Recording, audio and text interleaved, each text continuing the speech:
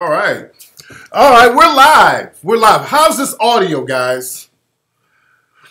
Let me know how my audio is. My audio look like it's very loud. So y'all let me know what the audio is like. How is my audio sounding? It looks like it's hella loud. Let me know if I need to take it down a taste. Let me take it down just a little taste just to be safe because it looks like it's peaking. You dig?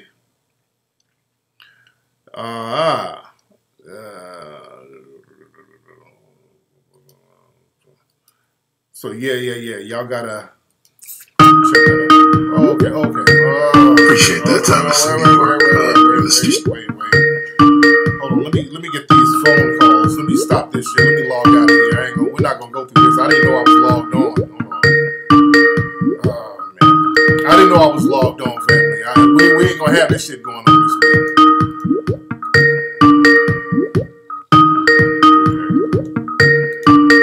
Okay. We're not about to have this shit popping. Let me log out. Alright, sign out.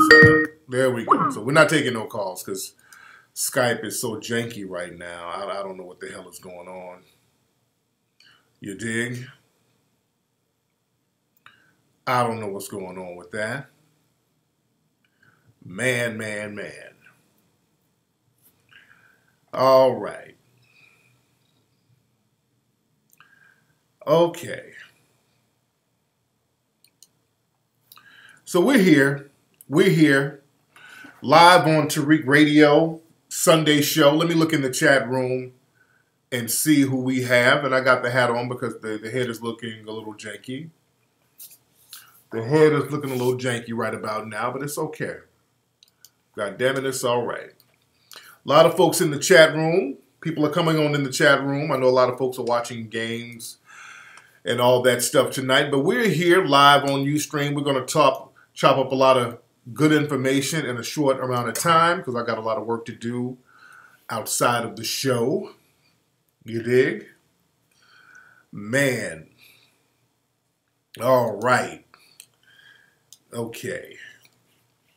A lot of stuff we want to touch on. Shout out to DJ Sherm, King James Hunter, Vic BMX, Shade Shoes. A lot of folks in the chat room right now. Glad to have everybody tuning in. I hope everybody has their copy of 1804. I hope everybody has their copy of the movie 1804, The Hidden History of Haiti. People are loving the film. People are still talking about the film. Go to 1804movie.com, ladies and gentlemen. Is Ola in the room? Shout out to Ola if Ola's in the room. But, yeah, get your 1804 movie. And also, get my man Dr. Claude Anderson's book, a Black History Reader. Very good book. I'm still finishing up on that book. Go to powernomics.com to get that book to really soak up some real good game on what we need to do out here. You dig? Oh, what's up, James Earl Mones? You don't have your book or your DVD? Yes. Oh, yeah. ISM Radio. We didn't do ISM Radio last week because, as you know, out here in Southern California, there were a lot of fires. A lot of fires out here. A lot of fires right where I am. Yeah, what's up, Ola? Yeah, that Skype update is real janky, man. But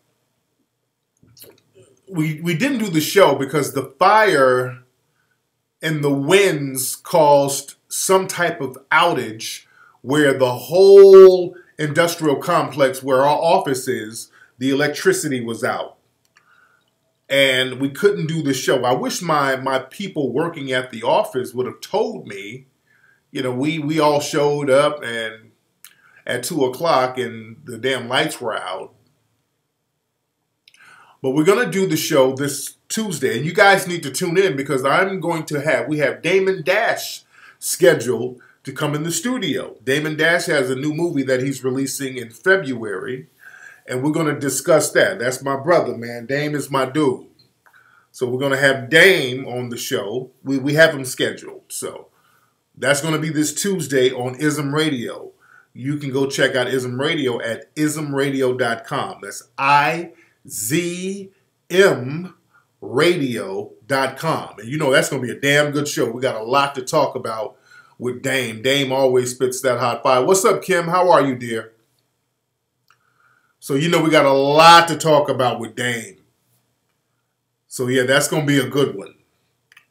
That's going to be a damn good one. Now, a lot of people are talking about, I know Roland Martin, his show, the TV One, News One, got canceled. A lot of folks are talking about that. A lot of folks were asking me about that. You know, and I'm not going to ridicule the dude. I'm not going to ridicule him, even though I had my issues with Roland. You know, I don't like to see anybody, your show get canceled or whatever. But it was coming. Shout out to Jason Black and the Black Authority. He called that a long time ago. I know Jason Black. And also Professor Black Truth. They were saying that Roland's days were numbered a while back. So I got to give those brothers props for calling that. They knew his days were numbered. And they got rid of Roland's show. And, trust me, look, I want to take the high road because I've been on his neck for a minute ever since he came after me. You dig? So it's kind of, you don't want to roast somebody when they're all the way down. You dig? Because then it kind of makes you look fucked up. You dig? When somebody's all the way down, you don't want to roast them because then, that'll just make you look real fucked up and just makes you look like a bully. Because people almost made it seem like I was bullying Roland by roasting him so hard all the time, but he deserved it. Because Roland came for me. Roland came for me. Let me tell y'all something. I've been fighting the petty spirit. Y'all know how bad I wanted to do a damn Rolly the Boule Bird skit? Nigga. Dude, trust me. So, Texas lady, trust me. I've been praying the petty away. I have so many damn ideas. Trust me, I was going to have Crispy and Rolly outside the unemployment office. I was going, oh, Lord, I had to pray that spirit up off me. I was about to have a skit where Rolly, the Boule Bird, and Crispy are fighting over an EBT card. I had so many fucking petty ideas, I had to pray the petty away. I was getting so petty, it was disturbing me. I said, no, I'm taking this to a dark place. What's wrong with me? I started to go to Home Depot with the Rolly Bird and have them with some Mexican day laborers looking for work. I had to, no, back up, Satan. Walk off me, Satan. I rebuke you. I had to pray that petty spirit off me, man. I was about to do some real petty shit. Oh, God. Trust me, everything in my being had to stop me from being petty and just going all the way there. I'm not, no, I'm not going to do it. The Boule Bird is just looking at me. It's somewhere in the corner now just calling me, come get me, where's my hug? Oh, but I'm not going to do it. I'm going to rebuke the petty, nigga. I'm rebuking the petty. Oh, God, I'm going to rebuke the petty. But, with Roland and TV One, understand, man, look, when you have products like Hidden Colors out there, and the TV One folks, they don't even acknowledge that, the TV One and the BET folks, so automatically that chips away, and I'm not trying to take credit for anything, I'm just saying, when you have alternative media out there, bringing real truth to power and addressing real issues that Black Americans are really facing, it's hard to listen to our stuff, to look at a Hidden Colors or an 1804, and then go back to looking at the damn R&B divas. You understand there's a time and place for everything, but you want a little truth to power. And when somebody's supposed to be Black media, and they're giving you, the ratchet and the bullshit. Because every blue moon he would try to talk some some real shit, but most of it was nepotism, boule, my crony. It was a lot of cronyism going on, and that's why I got on them about that boule shit, because a lot of those network, well, not a lot, it's only 2 BET and TV1. They're out there in the Washington, D.C., Maryland area. So there's that that boule, the links, that Jack and Jill nepotism bullshit. So it's not really about talent. It's all about who's in my frat, who went to Jack and Jill with me, who's in the boule with me. It's that type of thing. So you get less quality programming because it's not about talent. It's that old boule bullshit. That's why I try to get y'all to understand the whole boule thing and what they're about. It's all about these people who get up in certain white-owned industries and they kind of throw each other a bone to a certain degree. You dig?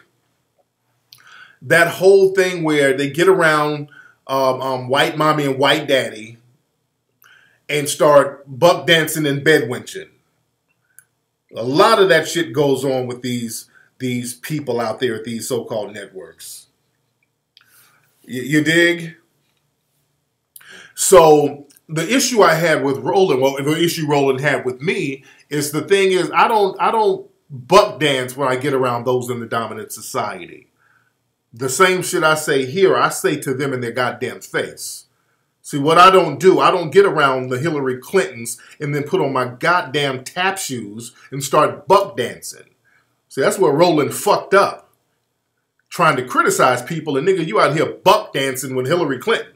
And you gonna try to come for me?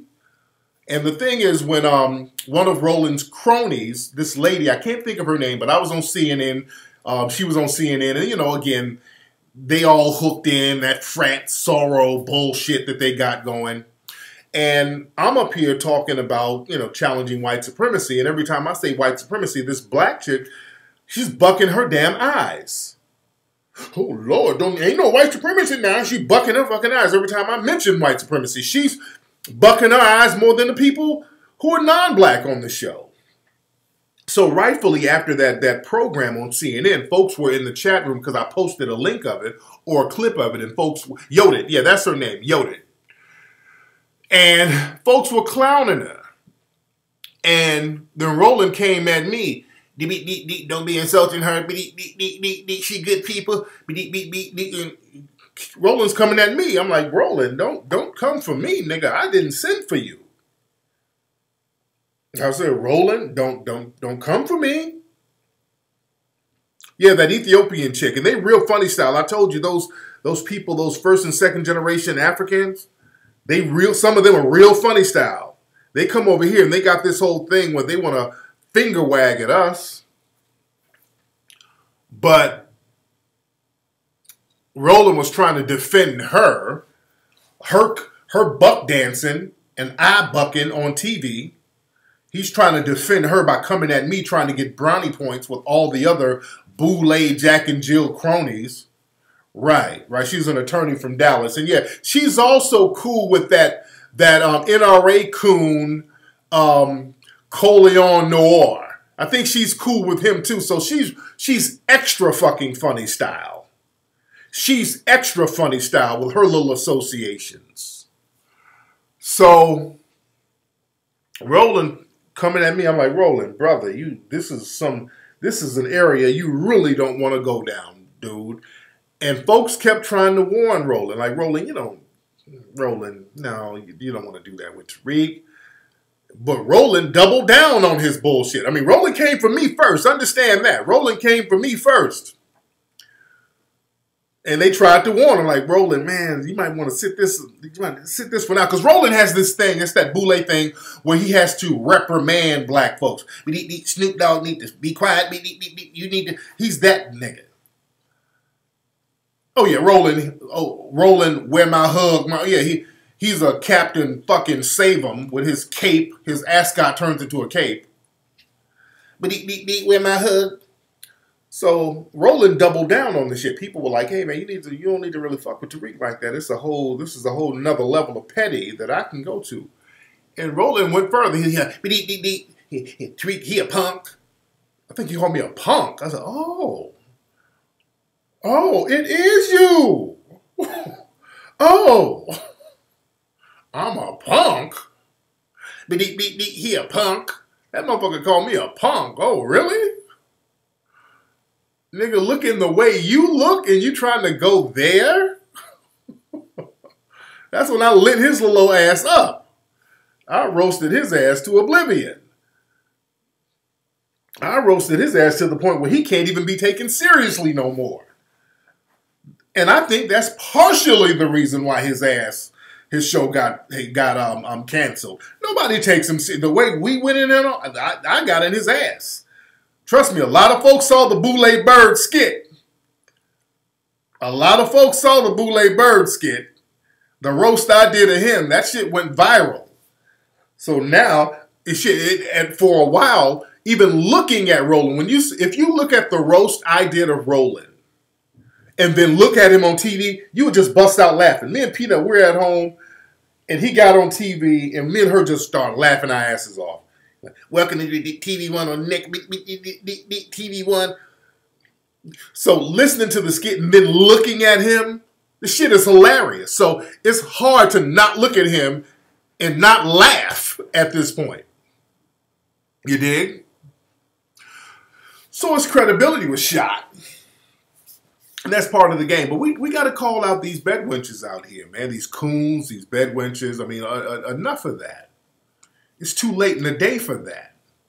Speaking of bedwenches, and I talked about this on my my Wednesday show, I talked about those bedwenching books on Amazon. There's a whole genre of bedwench books. If you go to Amazon, and I talked about this Wednesday, just type in BWWM, black woman, white men, or bedwench, white men.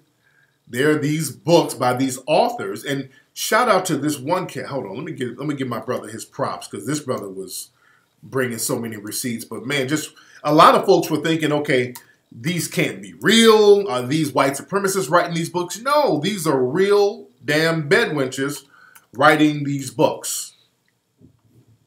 These are real bedwenches writing these books. And hold on. Randy, shout out, it was Randy Woodall. Randy was bringing some receipts. He was doing some more research, and I was researching, and he was bringing up some of those authors, some of these women, and they're real people, and they have like little get-togethers. There's like a bedwench cruise that they got. Let me find the thing. Hold on. Oh, yeah, let me play a clip. Hold on. There's like a bedwench cruise that they go on. So they use these books. They write these little cheesy-ass books with these titles about getting with white men. And they use that to go to these little bedwenching excursions with these white dudes, these sisters. Hold on. This one lady, her name is Phoenix Daniels. Her name is Phoenix Daniels. And she's one of the authors of one of these bedwenching books. And she's talking about an interracial romance cruise. All right, listen to this. Hold on. Phoenix Daniels, author of Beautiful Prey. Let me show y'all the video. Let me do that. I don't want to just play the audio. Let me show you guys the video. Hold on, I gotta download it, so give me a minute. Hold on, I'm gonna show you. So y'all know who your bedwenches are. See, that's what we need to know this stuff. I want to know we need to know who's writing these bedwench books. And the sick thing about these books, the theme is usually about black women getting pregnant by a white man and being his side piece. The whole theme of a lot of these books is about black women getting pregnant by white men and being the side chick. It's some real sick shit. And then I got some people who are like, well, damn, black men be dating interracially. This shit, when you got bedwench books, that ain't about interracial dating. That goes beyond just interracial dating. That's something else. That's way beyond just interracial dating. That's on some self-hate, white daddy worship bullshit right there. Hold on, leave the page. Come on, now. Come on, give me a break. Give me something here. Let me play this clip. Hold on, y'all bear with me. All right, just did that. Okay, let me load that up for you guys. And this is this lady talking about this sister, quote unquote, and I say sister very loosely, talking about a bedwench cruise, basically, that they got organized. See, we need to know stuff like this. We need to know who's who. This is Phoenix Daniels. I don't know if that's her real name, but that's her pen name. Hold on. Hi, I'm author Phoenix Daniels, author of Beautiful Prey 1 and 2. Quick plug, got a new book coming out named Threesome. Look out for that. So, I'm here to talk to you about the IR Romance Readers Cruise 2014. I am so looking forward to this cruise. It's going to be my very first cruise. And I am going to be floating with the heavy hitters. I just can't believe that I'm going to be in the same vicinity of my favorite authors, my absolute favorite authors. I'm going to be such a groupie. This is going to take me a minute to just realize that I might have a fan or two there. I am a super groupie. Let me tell you some of the heavy hitters that are going to be on this cruise. We have, starting with of all people, Sienna Meeks, heavy hitter. We got Hines, Arosa Nose, Miss Pepper Pace, best sex scenes in the world. Tina LaVey, Savannah King, Bridget Midway, Trivia Nelson. We got Violet Dobrinsky. Okay, Violet, I just gotta stop for a second. This is the only author in the world that made me wish that a god would come down to my bedroom and do what this god did to that woman. Okay, let's get back to Brenda Wynn, Laverne Thompson, L.B. Lewis, Stephanie Morris, and Sally. Really, let's talk about some tears, honey. She had me crying throughout that whole book, crying and loving and clapping and waving and laughing. Pain, honey, she made me see it. So I am so excited about this cruise. I upgraded to get me one of the suites. I'm gonna try to live it up. I'm leaving the hubby at home, and everything is gonna be absolutely perfect. I absolutely cannot wait to meet these dynamic authors. Thank you. Hi, I'm author Phoenix Daniels, author of... Okay. That's on my house. But yeah, did y'all catch something she said? I wish one of these gods can come down and do to me in the bedroom that one of those gods did to her. She's referring to a white dude or random white man as a god. Did y'all catch that? Because that's what this is about. It's about a bunch of bedwenches worshiping white dudes. You saw that cheesy 70s Foxy Brown music they had. But she's one of these bunny ruckuses. Yeah, oh God. The titles of these books is... And notice also she says she's writing a book about some type of threesome. And that's another thing. They be writing these books. One of these bedwenches got a book about she's pregnant by some white twins. Oh, it's some sick, deprived shit. Some depraved shit that they talk about, man. They talking about white dudes running trains on them. Somebody said she looked like spoiled cabbage. Dude, this is a whole genre. This is a whole little subculture. We need to know what we got out here, family. We need to know what we got out here in these streets. You dig? But again, y'all can look these books up for yourselves. Go to Amazon, BWWM. That is the genre name. You dig? Now, as far as, like I said earlier, I was talking about the fires. You know, we had fires going on. The fires were very close to my house. We had to evacuate. What day was that? I think that was Tuesday night. We had to evacuate. Was it Tuesday night or when? I think it was Tuesday night we had to evacuate because the fire was like right behind my house.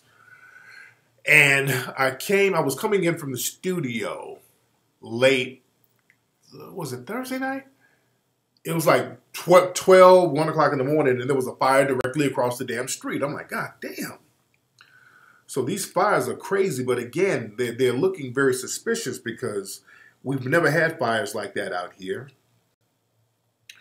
where it's just so many frequent fires. We've never had it like that. And also always look at things from a different angle because, again, one thing they were doing when these fires were going on, they were evacuating people out of their homes very quickly. That includes us. They got us up out the crib very quickly. And the energy was strange with the way these cops were looking. It was police officers out here with masks on, rushing people out of their homes very quickly. And it just kind of gave me a feel of some kind of test run for something. You dig? It just kind of gave me a vibe of some kind of test run for some kind of bigger ploy. You dig?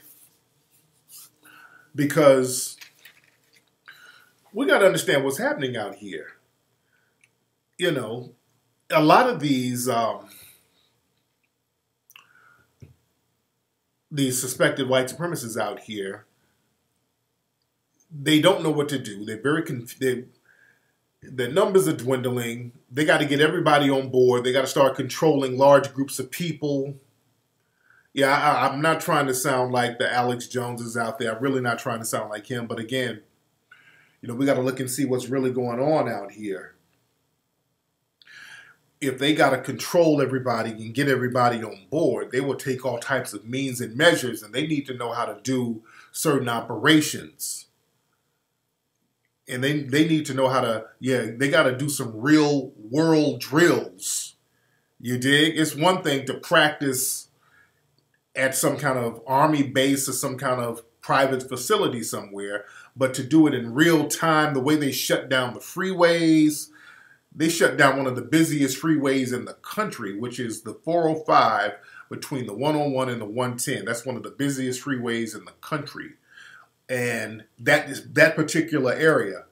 And they had to divert traffic all around the city. So it looked like they were trying to see the logistics of what would happen. It was very interesting, man. It's very interesting. So I don't put nothing past those in the dominant society. Yeah, I don't put nothing past. See, the thing is, I would rather be suspicious and safe than going along and fucked up in the game. So sometimes it's good to be suspicious and safe. Sometimes it's good to be suspicious about certain things. Sometimes it's good. And, you know, a lot of shit that's happening out here, you know, the powers that be, they're going to have to learn, not just understand, they're going to have to learn how to get white people in check. A lot of these drills and also a lot of these camps, these little internment camps, if we're going to be honest, they're not really for us, for black people, if we're going to be very real. And I want white people to listen to the show. I want y'all to listen to this part. If you got some white friends, y'all need to listen to this. This is going to be some good game for you. Yeah, Roy Moore, just another white supremacist talking white supremacist shit. But white people, if you're listening, y'all need to really pay attention to this. Because look, a lot of these camps and all that shit, that's for you. You know, when it comes to the real white supremacists, they don't give a fuck about the little white supremacists. See, they use you. You little white supremacists, you're just little pawns. So what they do, they give you a little thing where we're not going to punish you like we punish the niggas. So even though you're on meth and you're living in your little trailer park and you're fucking your cousin, you get to wear a little red hat that says "Make America Great Again." So you're one of us. While we sitting up here balling out, eating lobster and steak, living in mansions, you're one of our little foot soldiers, and you're content with that. And they're running game on you. They're running game on you. This is why y'all dying off with opioids and all this shit. They've run game on you, and they anticipate you kind of waking up to the game being run on you one day. They understand that, hey, some of these dumbass white supremacists who are living in trailer parks, they might wake up one day and see that we're conning their ass. We don't give a fuck about them. We just make money off them. The Trumps and the Hannitys and the Tucker Carlsons and the Rush Limbaugh, they know that it's you can make a quick dollar off a dumb, poor white supremacist living in a trailer.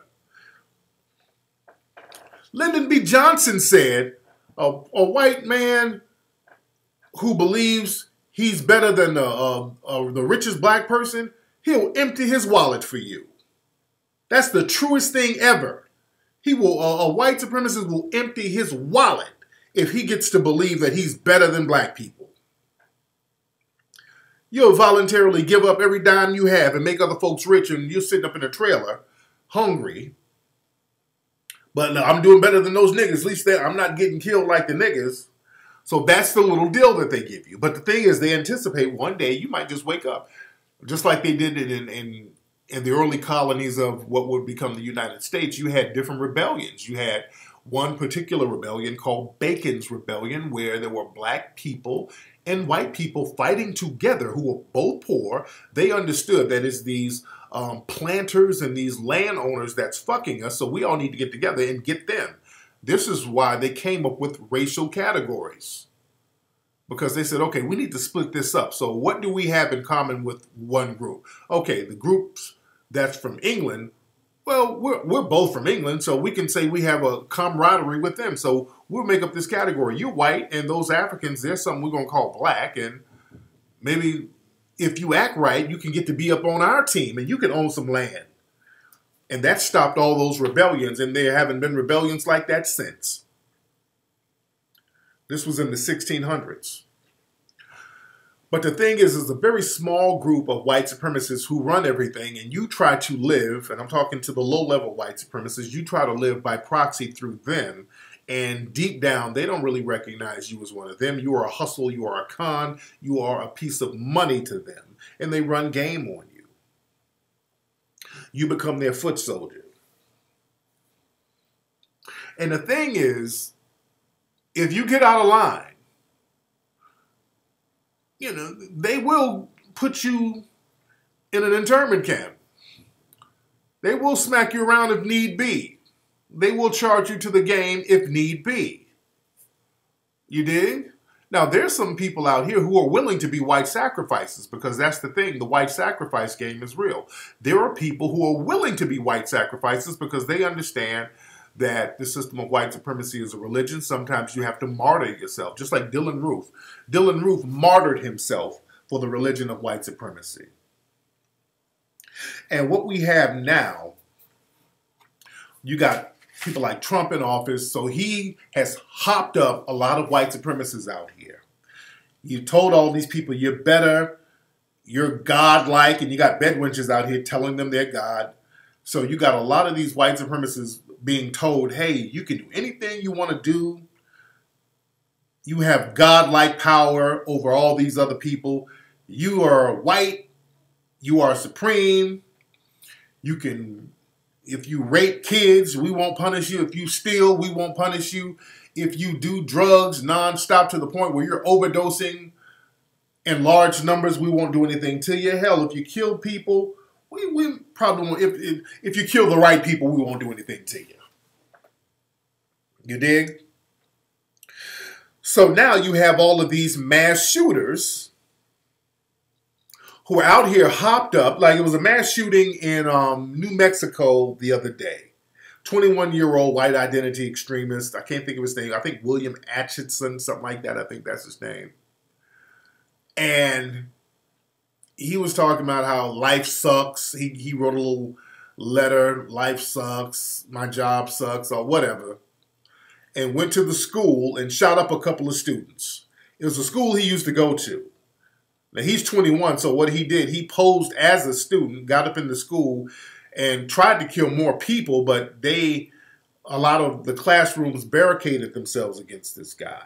And what's interesting is that this guy, this shooter, he was investigated a year before for being online in damn gaming chat rooms asking people, hey, where can I get guns for a mass shooting? The FBI came and interviewed this asshole, and they're like, it's no crime, so we'll let him go. And then a year later, he pulls this shit off. So he had the complexion for the protection. They gave him the deal, well, we're not going to punish you. We'll let you get away with shit. And it turns around and it bites you in the ass.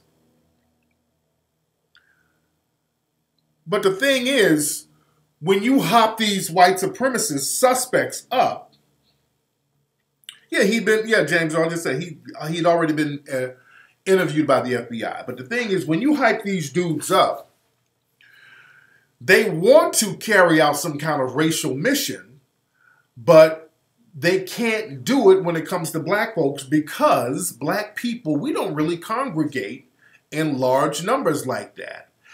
And when we do, we are already policed. I've talked about this before. Black people are already policed whenever we get in large numbers. So it's very difficult to do an ambush of your target black folks. And I'm very specific about the thing is with white supremacy, it's a religion. And part of that religion is to take out certain black folks who are a threat genetically. And that's young black people. Young black people of procreation age. See, that's why whenever one of these race soldiers kill a black person who's between the age of like 10 and 55, they get rewarded. Because these are the black people who are a threat to them genetically. Feel me. I want y'all to feel me on this. I want y'all to understand how the white supremacists think. When they take out a young black person or a black person who's, like if you're 10 and up, you have the potential, you're on your way to procreation age. You're not there yet, but they want to get you before you get there. And when you're like between, 10 and 55, you're coming down off your sexual prime, your sexual peak around that time. So a lot of people, like Walter Scott, he was like 50, early 50s. You still get rewarded for that to a certain degree. And also they gave the person who shot Walter Scott 20 years. He's probably going to do 5 or 10. Don't trip on that. And also they might pull some kind of loophole to get that man out. So don't trip. Don't celebrate too soon. And also when they sentenced Michael Slager for shooting and executing Walter Scott, the first thing I read was Walter Scott's mother was in court. She looked Michael Slager in the eyes and said, I forgive you. That right there is why the white supremacists don't really like targeting old black people. Old black people, they just live to jump on the fucking coon train. What's this? Bedwench prison guard. I think I know this story. Hold on, because I want to get lost on what I'm trying to say. I don't want to get lost on what I'm trying to say. I think I know about this story. Hold on. See, I live through. When that cell door opens. Okay, I don't know what this is. Okay, y'all don't start sending me random fucking links and it's just a bunch of motherfuckers talking and it's not getting to the point. So don't do that. If y'all do that, I'm going to get you up out the room. All right, because when I'm talking, and I guess sometimes people are sending videos of them talking. Don't do that. Don't do that. But what's wrong with forgiveness? Nigga, are they forgiving? Have you seen anybody forgive that white cop who shot a white man execution style? Nobody's forgiving him. Nobody's forgiving OJ for the crime he didn't do. O.J. Simpson didn't kill nobody. I maintain that. I got the receipts on that. I'll challenge anybody to go case for case about that, line for line and evidence on evidence of what happened with that case. O.J. Simpson didn't kill nobody. But the thing is that the media keeps telling you the same thing over and over again. O.J. did it. O.J. did it. The O.J. did it industry is a multi-billion-dollar industry. But when you look at the evidence and study the evidence, O.J. Simpson did not kill those damn people. at all. It's damn near impossible based on the logic. But the thing is, when you're dealing with white supremacy, they don't really go by logic. They don't go by logic. Hell, if you listen to the white supremacists, listen to them talk about like Eric Garner. They will say with a straight face, well, Eric Garner died because he was overweight. We saw Eric Garner get killed.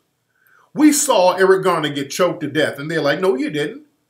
No, you didn't see that. You saw a person who was overweight and they died because they were overweight. That's white. I'm white and I say so. So you think they're going to be honest about the OJ trial? But like I said, they wanted, the white supremacists, they want to target young black people. And it's hard to target large groups of young black people. It's hard to do a mass shooting on young black people because young black people are already policed wherever young black people are. If they're at the club, there's a large police presence. Even in high school, black high schools already have a police presence. They have designated officers who are already there. They got metal detectors in the schools and a lot of the hood schools. So black people are already policed. Anywhere we go, anyway, we're already monitored anywhere we go. The only ones who are not really monitored are old black people. That's why Dylan Roof could go up in a black church and shoot older black folks.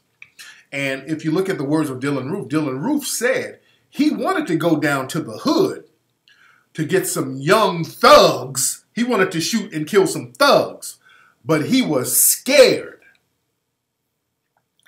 Dylan Roof was scared because some of those thugs would have popped back at his ass.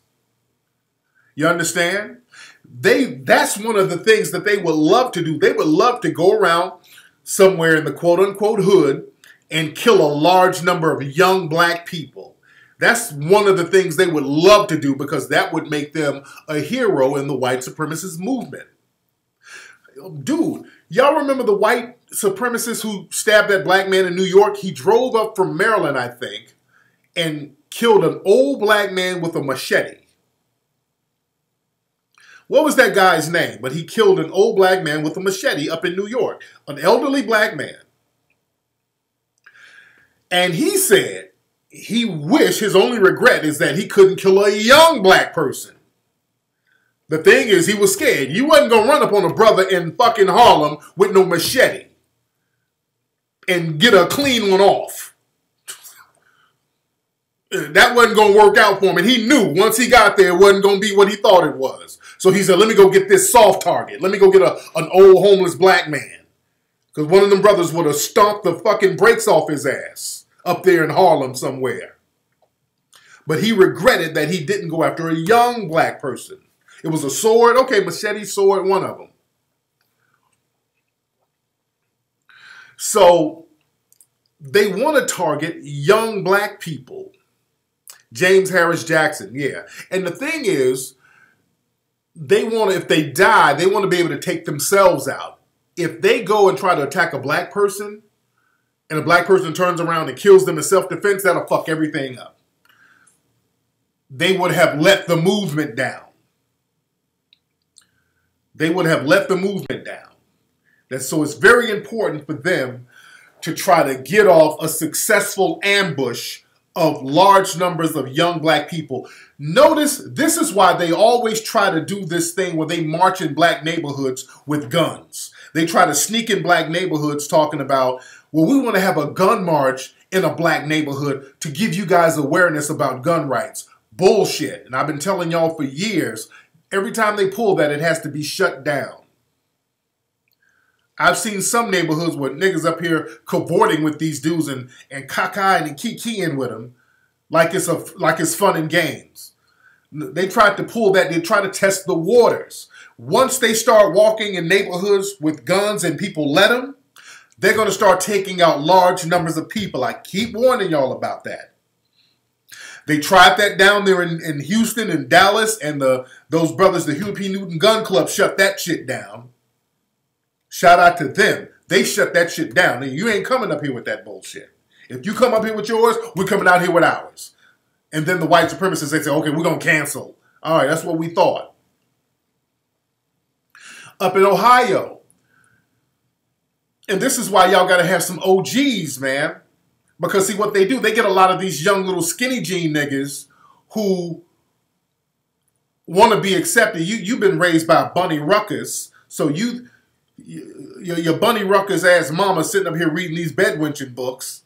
So she done turned you into a little wannabe bedwench. So y'all see a white supremacist, you don't know what to do.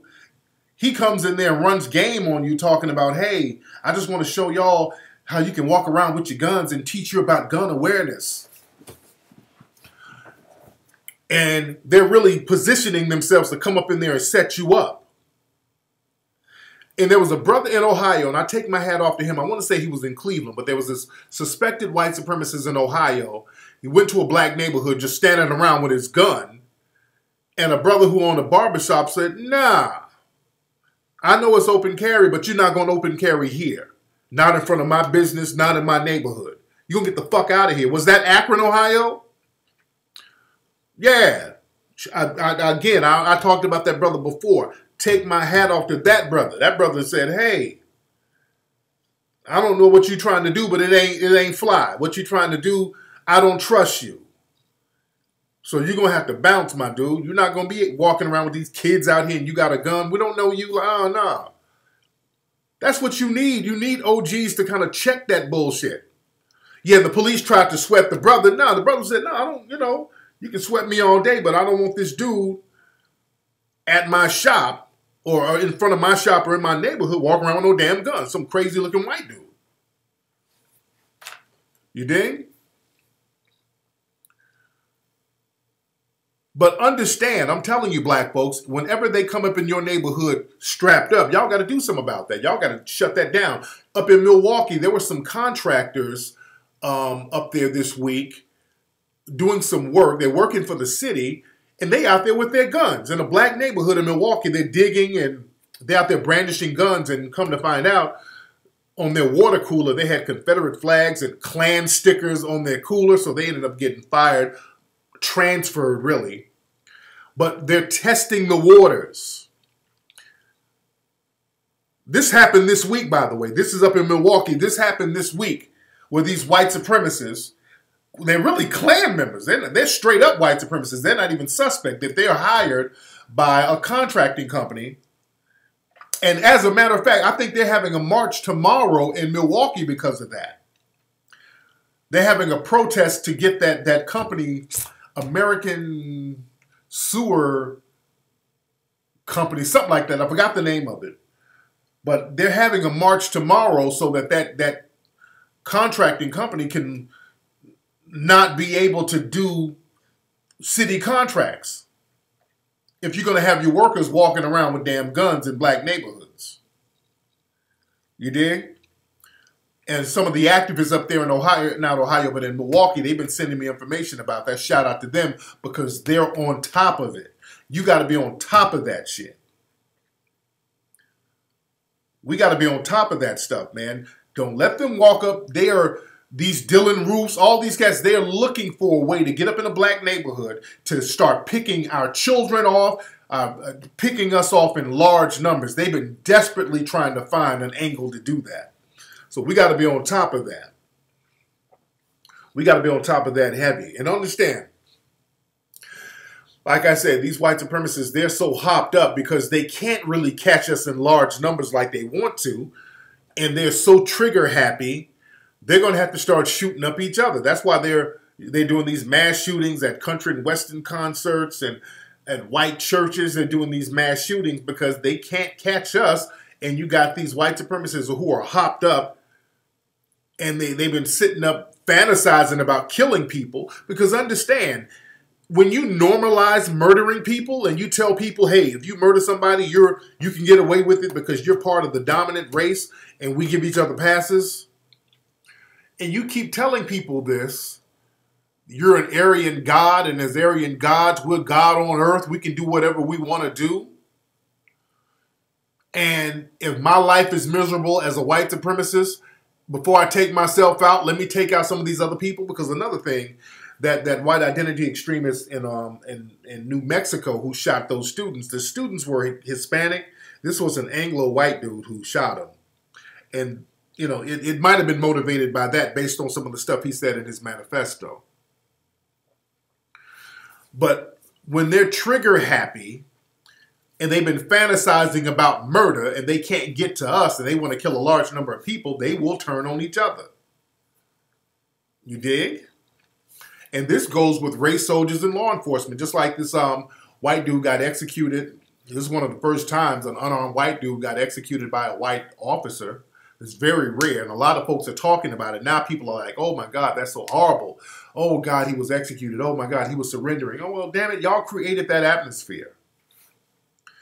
You guys created that atmosphere by normalizing all of these unarmed murders of black people who are unarmed. You normalize those murders, and then you got a white sacrifice out there.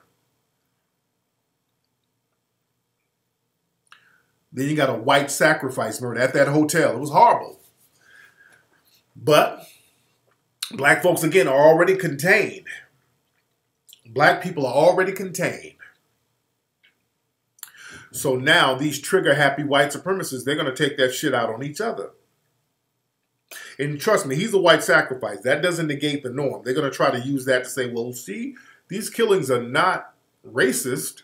There's a white guy who got shot too. He's just a white sacrifice. You guys, in any kind of warfare, there's going to be a casualty of war on your side. So he's just a white sacrifice. That doesn't negate that these race soldiers have racial motivations. It doesn't negate that. But with that being said, a lot of more white people will be getting targeted. This is why, and I've been warning people for a long time, and this story came out this week, where Trump is considering, quote unquote, and considering means he's about to do something, a private military. I told y'all this months ago, that whole Russia connection, all that Eric Prince, him hooked up with him, and Trump putting Betsy DeVos in that position over the education. He gave her some kind of bullshit political position that she had no experience in. Betsy DeVos, she's the sister of Eric Prince, the guy who owns Blackwater and this private military companies. So now this week they're talking about Trump is considering putting together another private military organization with Eric Prince. I want y'all go back and listen to some of the old shows. I talked about that several times, months ago. That's where that whole thing with the Russians. That's where them Russians come in. Because the thing is, when it comes to rounding up white Americans, you might have some white people in law enforcement here and in military here who won't do that. They might have and I feel a certain way about rounding up another white American, but a damn Russian won't. A Russian who's working for a private military company, he won't have no problem rounding your ass up. And again, this week, and I want y'all to Google that, Trump is again talking that private military stuff. You dig?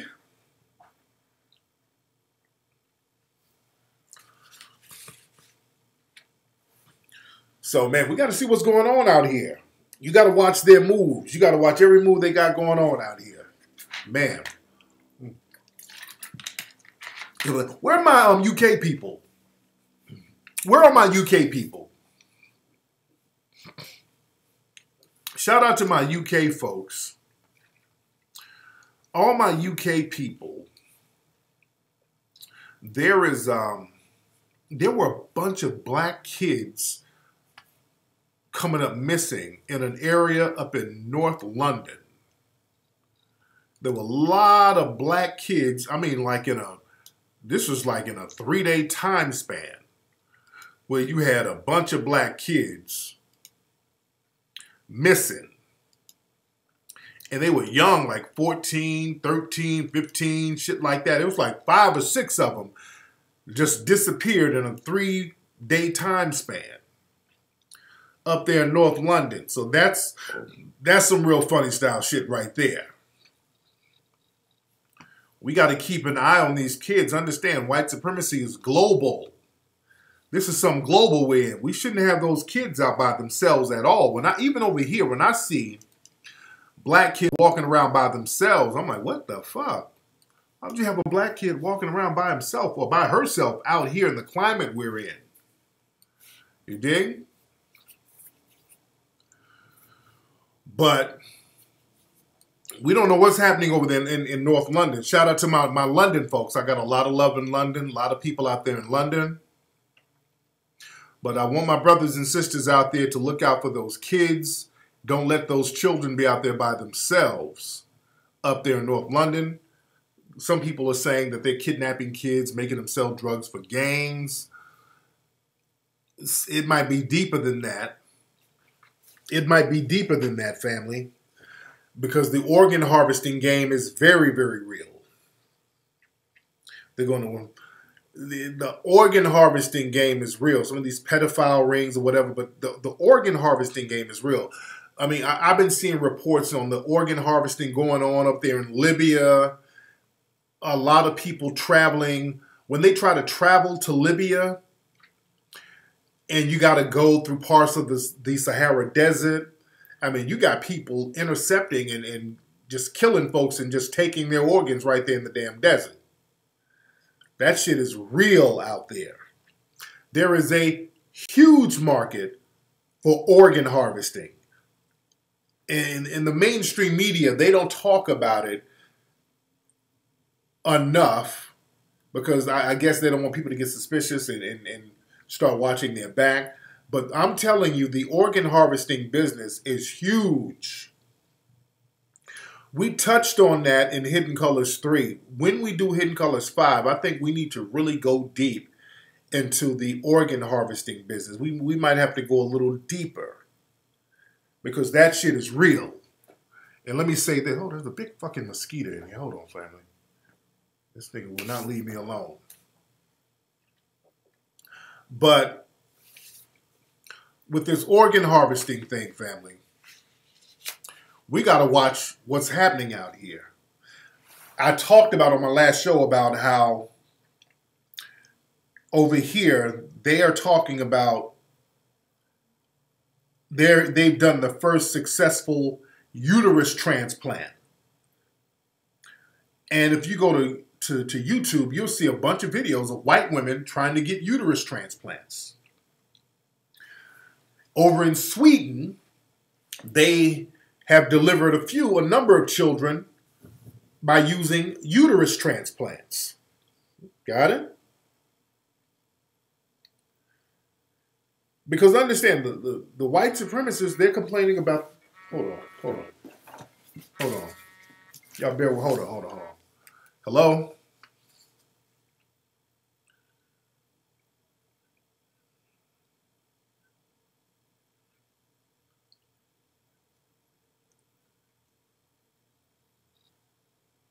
Dow 07. Dow 07. Dow 07. All right? All right. Hey, when they get these delivery people who can't, they be talking and I'm telling them what to do. Like, I cannot get inside the gated community. I cannot get inside the gated community. And I'm trying to tell them what to do, and they still talking. Hello, this is from Amazon. I am Amazon. I don't know. I am at the gate, and it's a big community. I do not know. What do I do? Dial 07. I am very confused. I don't know what to do. Dial 07, motherfucker. I don't know. Okay. He still hadn't dialed 07. I hate when they get a slow motherfucker to deliver shit. Let me call him back. He still hasn't dialed it. People, y'all stop hiring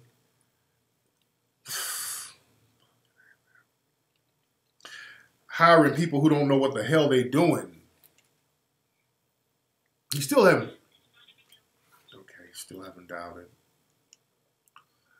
Man. There we go. Finally he dialed it.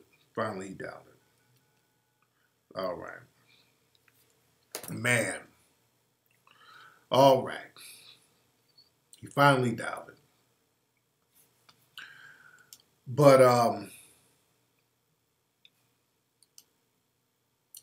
what was I saying? Yeah, he's slow. I hate that. Yeah, I ordered some coffee from Postmates the other day, and this motherfucker was so confused. He was getting lost at Coffee Bean. I had to go to Coffee Bean. He was lost. I don't see the Coffee Bean. I don't see it. I said, dude, okay, where are you? It's a Starbucks now. I said, no, it's not a Starbucks. You're in the wrong fucking location. So I had to tell him where to go. They don't have banana bread. They don't have it. I said, okay, give me a fucking coffee cake, my nigga. Damn. So we get to the house. What's the gate code? I don't know the gate. I don't know it. And the gate code. Okay, here's the gate code. Come on in. He comes in, and he's at the wrong house. He's 2 houses down. I'm like, what the hell, man? I'm going to give you 1 star, motherfucker. You shouldn't be driving shit with no Postmates, man. You should not be driving for Postmates for shit. And the guy, he's delivering an Amazon package. He's probably driving around right now to everybody's house but mine. This motherfucker right here. My Lord. But what was I talking about before I was disturbed by the Amazon delivery man? All right, let me do this. Let me go try to find this dude real quickly. Let me play a quick crispy episode while I do that. Which episode y'all want to see? Let me play that. I'm going to play a quick crispy episode while I go check on this ignorant ass Amazon order. But check, here it is. I'll be right back.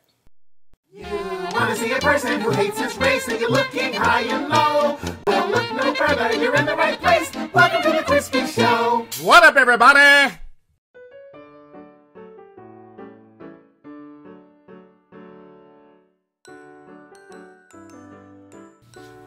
What up, everybody? It's your boy Crispy. Welcome to the Crispy Show, everybody. Now, your boy Crispy is having a little financial difficulty, everybody. Some of y'all need to go donate to my movie, Hairless America, on my GoFundMe page, everybody. Because Crispy is going through some things, everybody. You know, a lot of the websites that I use, like mansionsitter.com or luxuryhousesitting.com, everybody. You know, places I go to sit in mansions and front like they're my own houses, everybody. Well, those are drying up, everybody. So Crispy is staying in a housing project, everybody. So right now, everybody, to make ends meet, everybody, I have become a male exotic dancer, everybody. So I'm just waiting backstage right now, everybody, before I go on stage and shake some ass for some cash, everybody. Now, while I'm waiting to go on stage, everybody, I'm going to take a few listeners' emails and some listeners' calls, everybody. Because I love talking to my fans, everybody. Crispy has some of the best fans in the world, everybody. And it's so wonderful to talk to my lovely fans who love Crispy so much, everybody, and they respect me so much, everybody. Anyway, let's read the first email. Now, I got an email from somebody from Cleveland. This email says, Dear Crispy, why does your hairline look like a cul-de-sac? You son of a bitch! How dare you talk shit about Crispy, everybody? My hairline don't look like no cul-de-sac, everybody. Fuck you, everybody. You know, I'm sorry, everybody. I'm sorry. I should not have went off like that, everybody. I'm trying to get my mind together, everybody, before I go on stage and get my eagle on, everybody. So I apologize, everybody. Now we got somebody on the phone, everybody. Let's take a phone call right now. Somebody's calling in on Skype, everybody. Now let's take a phone call right here on the Crispy Show. Hello? Hey, Crispy. Hey, everybody. This is LaChauncey from Texas. How you doing, everybody? I have a question for you, Crispy. Go ahead, everybody. Did you get a DWB ticket recently in Texas? What's that, everybody? Yeah, driving while burned. You crispy hot pocket face bitch. You punk motherfucker, how dare you talk shit about Crispy, everybody? Your mama got a hot pocket face, you raggedy son of a bitch. I'm sorry, everybody. I should not have went off like that, everybody. Sometimes the callers and the listeners sometimes get on my nerve, everybody. And they antagonize Crispy and make me mad, everybody. I apologize, everybody. I don't want to get upset before I go out here and have to twerk something, everybody. I gotta have my mind together, everybody. Let's read another email on the Crispy Show, everybody. Now, this listener comes from Buffalo, New York, everybody. His email reads, Dear Crispy, I am a big fan of your show, everybody, but I have a question. Why are you wrapped in that towel? You look like a newborn turd. Fuck Fuck you, everybody. How dare you say I look like a newborn turd, everybody? Crispy don't look like no goddamn newborn turd, everybody. Fuck you, everybody. I'm sorry I went off like that, everybody. I should not have went off like that, everybody. And I so deeply, sincerely apologize, everybody. Hey, Crispy, you're on next. Oh, shit, everybody. I gotta go on stage, everybody. I gotta get ready to get on stage, everybody, and get this money, everybody. It's time for me to drop down and get my ego on, everybody. Okay, ladies, get those dollar bills ready, because coming to the stage is your favorite, Ashy Mike.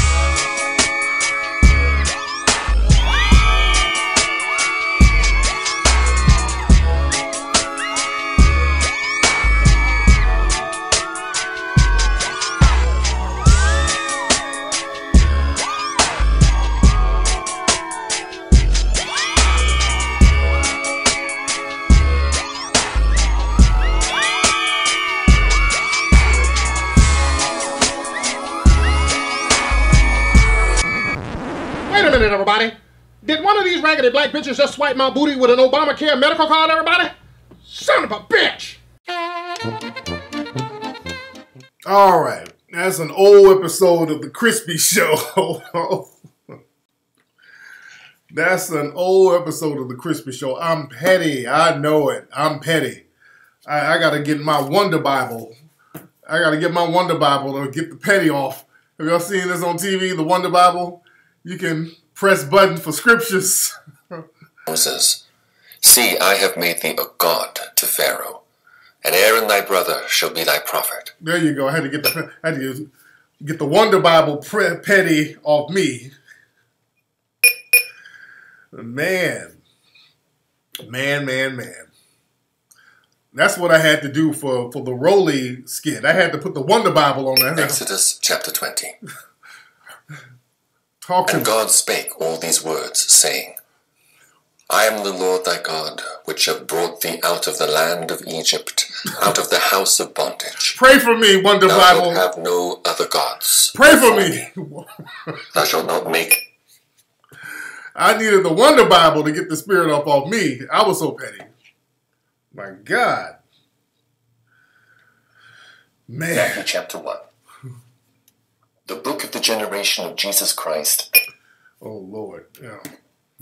Anyway, man, so what was I talking about before I was disturbed by the Amazon delivery? Oh, we're talking about the organ transplants. We're talking about the organ transplant. Let me look in the chat room and see where we are. Let me rewind here. I think we got a little stuck here. Let me rewind and refresh the page. If you guys are having trouble in the chat room, I'm just going to need you guys to refresh that page. There you go. Man, I know it sounds like a white Morgan Freeman. Oh, man. Oh, yeah. That pastor cussing out that stud was one of the funniest things ever. That was one of the funniest things ever. But what we're talking about, uterus transplants. We're talking about that. And these women getting these uterus transplants. And I'm like, hey, man, we got to understand where the hell the uteruses are coming from. We got to, hey, where are the uterus coming from? You dig? Because let me play something. This is, I'm just going to play the audio. But this is something from 2015 where they were talking about the organ transplants, and they were doing one in Ohio. And this is from 2015. Hold on. The Cleveland Clinic has announced trials for uterus transplants that will help some 50,000 women born without a uterus or who have uterus problems get pregnant. Once a patient is approved for the procedure, she is given hormones to stimulate egg production. The egg is then fertilized in vitro and frozen. A donor's uterus and part of her vagina is then implanted into the recipient within 6 to 8 hours. A year later, embryos are inserted, one at a time, into the fully healed uterus until the patient becomes pregnant. After giving birth to 1 or 2 babies via C-section, the transplanted uterus will be removed to keep the patient from having to continuously take anti-rejection drugs.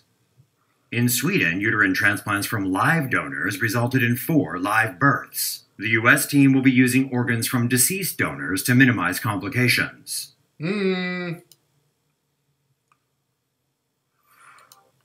Okay. All right.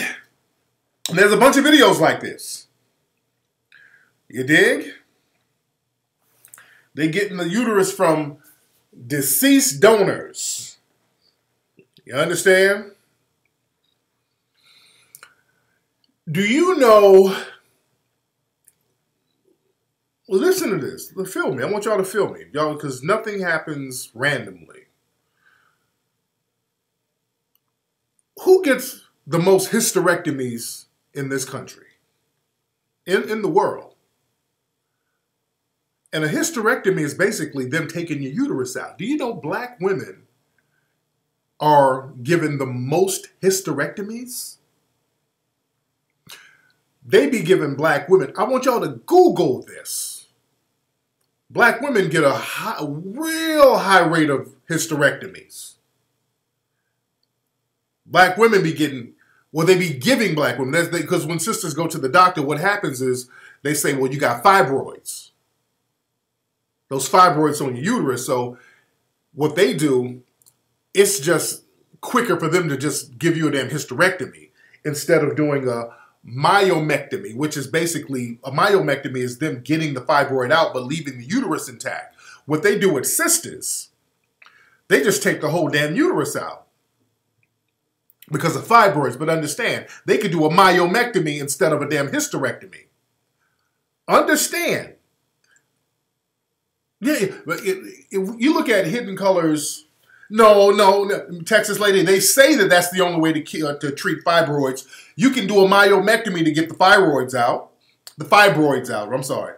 You can do a myomectomy to get the fibroids out. It's a more detailed surgery, but you don't have to take the whole damn uterus out to get rid of those fibroids. No, you don't. They don't give white women them damn hysterectomies. They make sure white women keep their damn uteruses intact. See, that's the game they run. They tell you, oh, well, you got fibroids, so we got to take your shit out. And you don't know no better. You're like, oh, well, shit, okay, take them out before I get cancer, whatever. But,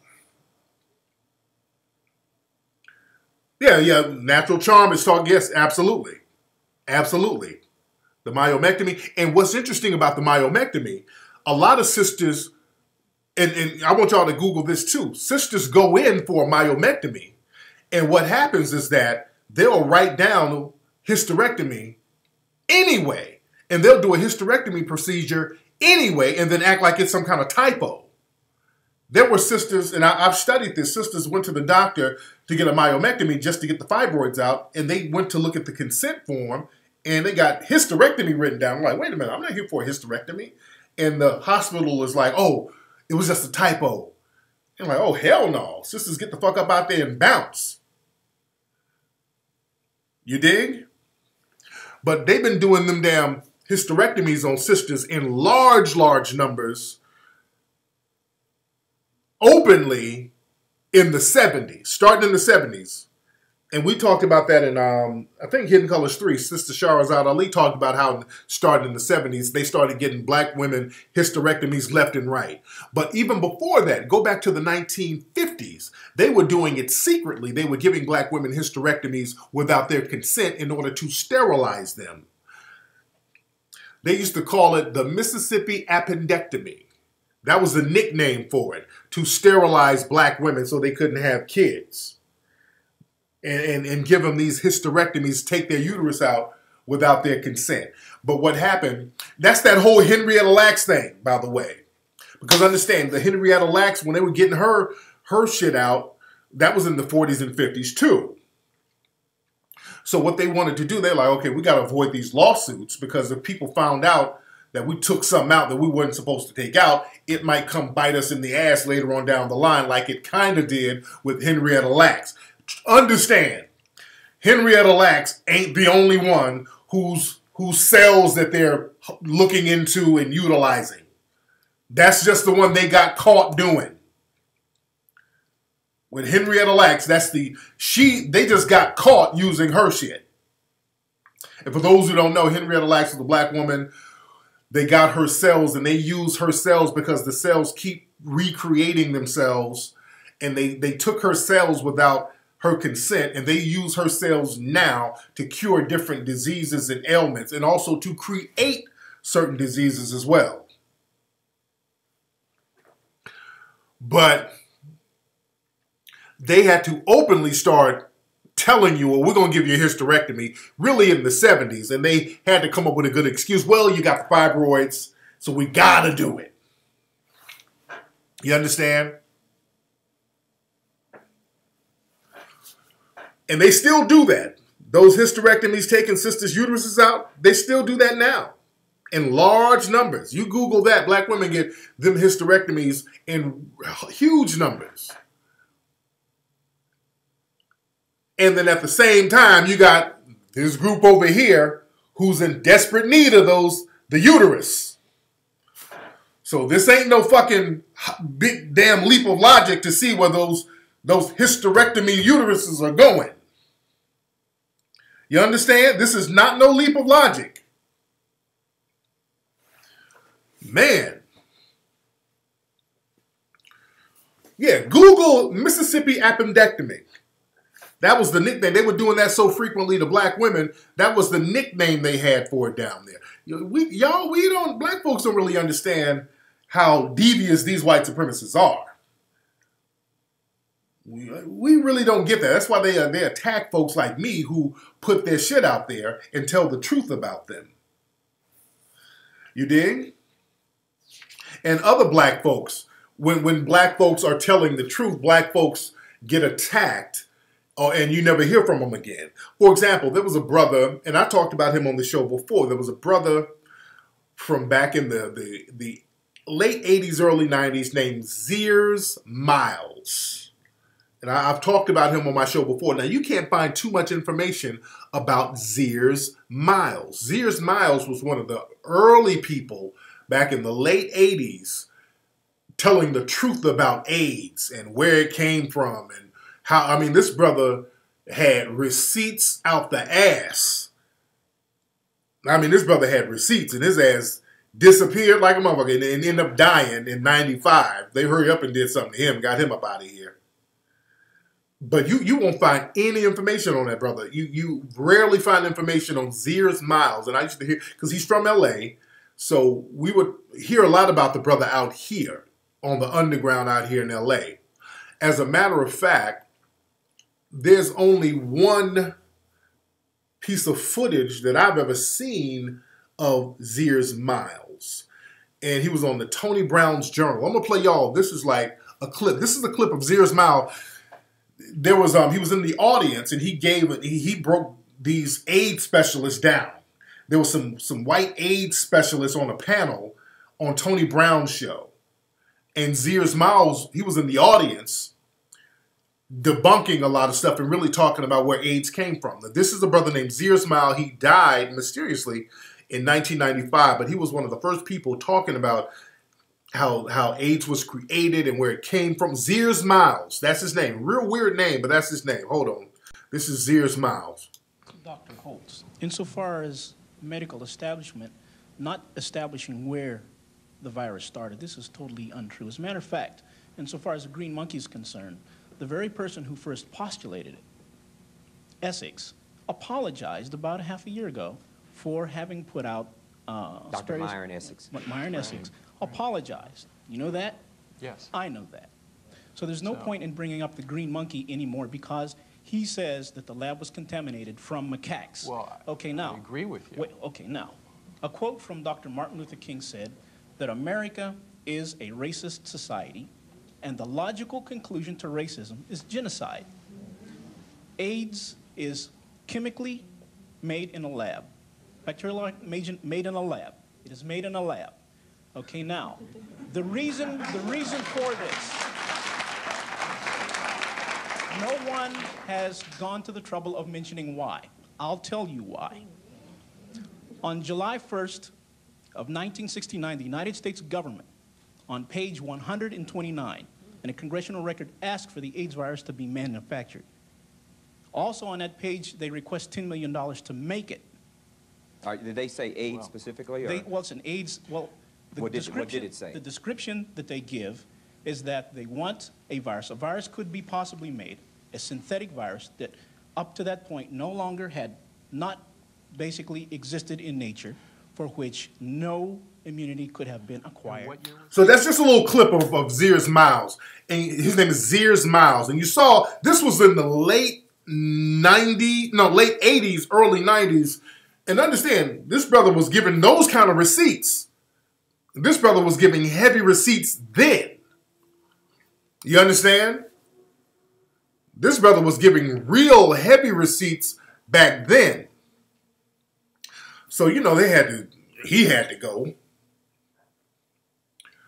This brother was breaking down, he's breaking down AIDS experts and bringing receipts on them. And he would do interviews on, it was a brother's show, Mbana Kentako. It was a brother, have you ever heard of him? Mbana Kentako. I think I'm pronouncing his name right. I think he's from Illinois somewhere. This brother had an underground pirate radio show in the late 80s, early 90s. And I think Zeers Miles would be on that show as well. This guy would interview all the heavyweights too. And because this was before the internet and all that stuff. So anybody who would even give Zeers Miles, no, he's not alive. No, he died in 95. But it was a brother who would put him on his pirate radio show, Mbana Kentako. I might be pronouncing the last name right. But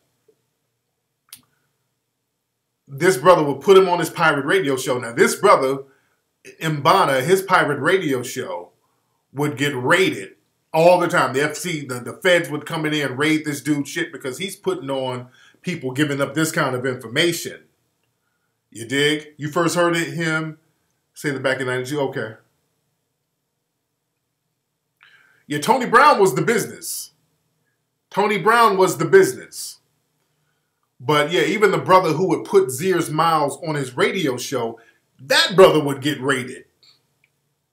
No, Mbana is not African from what I understand. He's a brother. He's from here. I think he changed. Yeah, he changed his name. He did change his name. And the brother's blind from what I understand. But the brother was doing pirate radio for a long time. I would like to find out where he is now. And I'm kind of looking to see if anybody knows where the brother is, because this brother was doing revolutionary stuff back in the 80s and 90s and putting this information out there. Yeah, yes, Mbana Kentako or Kentako. Taco, I think it's Kentako. Mbana Kentako. KDC put it in the chat room. But Zeers Miles was talking about, we were speaking about Henrietta Lacks's cells. Zeers Miles, in some of his publications, some of his documents, he stated how the way they created AIDS, they got like cow viruses or animal viruses, and they somehow spliced it in with human viruses using Henrietta Lacks's cells. They used the HeLa cells, you dig, to create the virus. So this brother had all types of receipts. This brother had all types of receipts.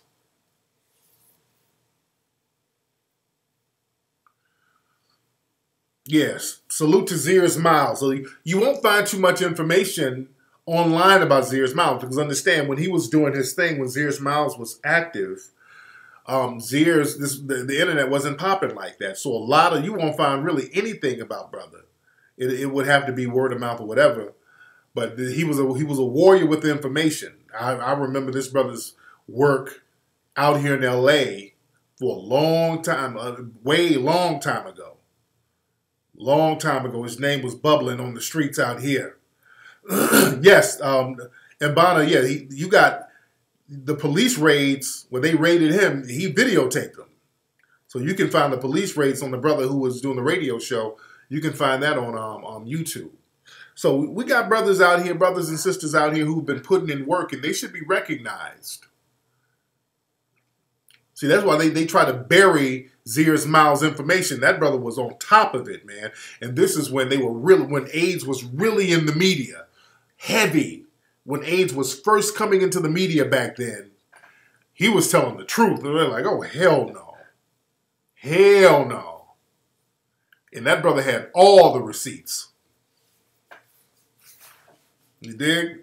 Because understand, that's when they were trying to get push those new AIDS drugs. See what they were trying to do. This big epidemic of AIDS. You got to buy the AIDS drug or whatever. And Zeer was out here saying, hey, there's a cure over in Kenya.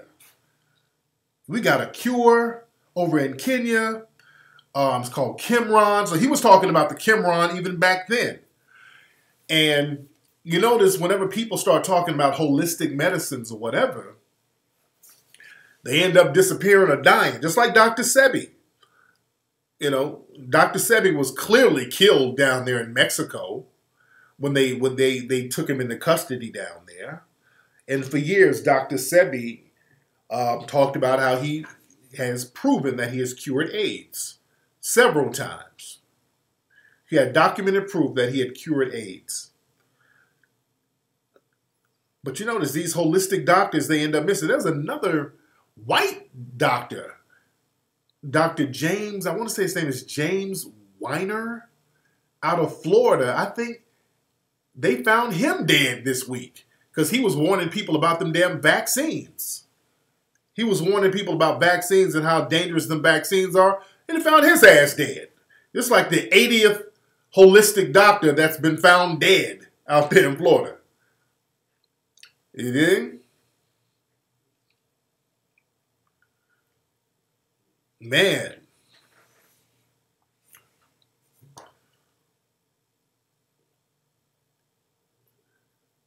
Yeah, man. It's real crazy stuff, man. Oh, yeah. Nearly Full is deep. Yeah. Brother Layla Africa is deep, too. Brother Layla Africa is deep. So that's why, you know, I like for my brothers to be saved. Layla Africa, Tahuti Mayat Ra, because I get a lot of stuff from Tahuti. So I want my brothers to be safe out here. Man.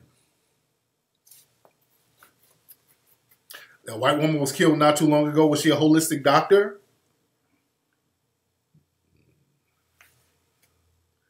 Man. Yeah, Dr. Layla Africa be on the move big time. There was a man who said he found a cure for AIDS from the bark of a tree. I believe that. Dude, when I was over in Africa, because y'all, you know, you hear about malaria and all that. And again, I told this story before. I went to Africa and they told me, hey, man, there's a tree right there. They showed me the tree. Hey, man, I cure malaria in 3 days. We just get the leaves off that tree right there. We go crush it up. He showed me how to do it. I mean, we crush the leaves up. We make a tea. We drink that for 3 days. Ain't no malaria. You dig? Fact check. You have 60 holistic doctors die of suspicious deaths within the past year. Hold on. Let me look that up. Let me see that. Yeah, that shit is crazy. They said false. Now, they said it was false, but this is Snopes. But Snopes don't be having shit right. Man.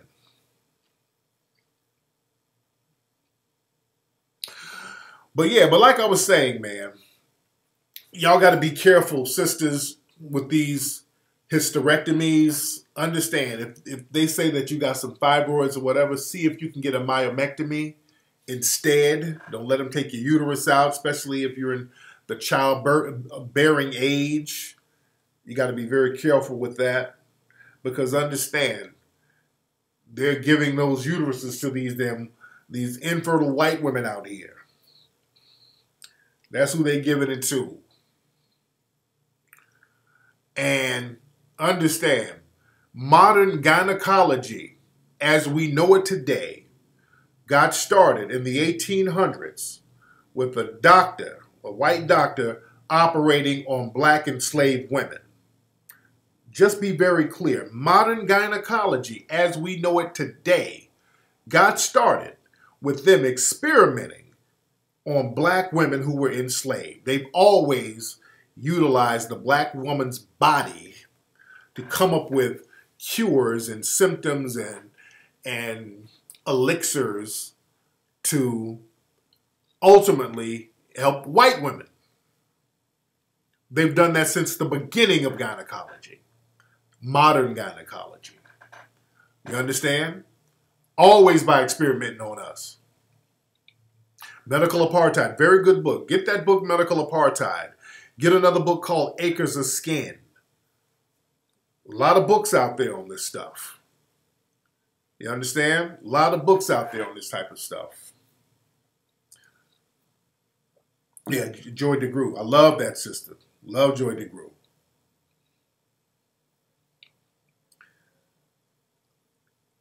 Oh yeah, Delbert Blair, that was my brother.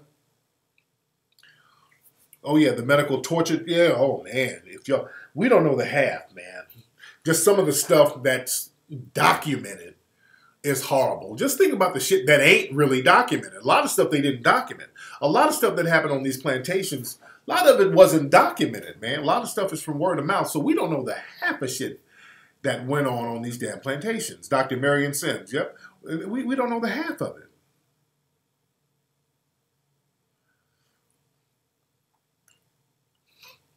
And a doctor, because I chop it up with doctors, black organs are really sought out by the medical profession because black organs, or the organs of African people or people of African descent, it's compatible with almost everybody.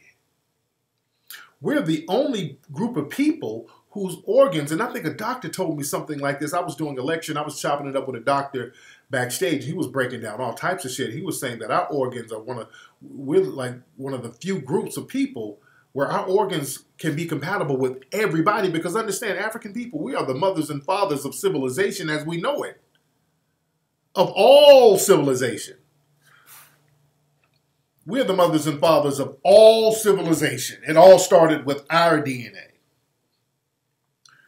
You dig? So it would be only natural that our organs would be compatible with everybody else. You dig? You said Chinese medicine is given more of a priority. No, the thing is, no. The thing is, because China, they go over to Africa and get shit too. Don't get it twisted. African medicine is what they get African medicine and just kind of rename it and act like it's something else. Yeah, they get African herbs. Trust me, they over there digging up all the herbs. There's herbs and stuff over there that we ain't even heard of, man. There's stuff over there that have all types of cures. Dude, they got stuff over there insane, man, that we don't know about. But what they do, they don't tell you about it publicly because what they got to do, they got to make it seem like the sickly African with malaria and AIDS and Ebola, he's over there dying and they need white help. See, that's the propaganda that they have to keep promoting, that little sickly Africans are always in need of the white supremacists to come over there and save them with their Western medicines. Bullshit.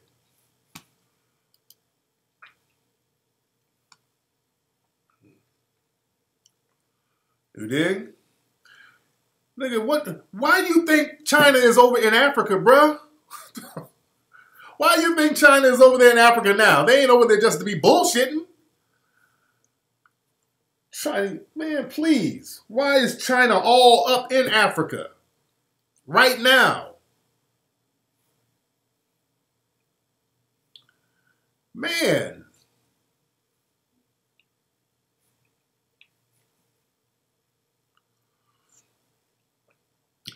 They over there getting up all the resources. And when we mean all, not just the gold and the minerals and the oil. We're talking about the medicine, the herbs, the food, the fruit, all that stuff, man.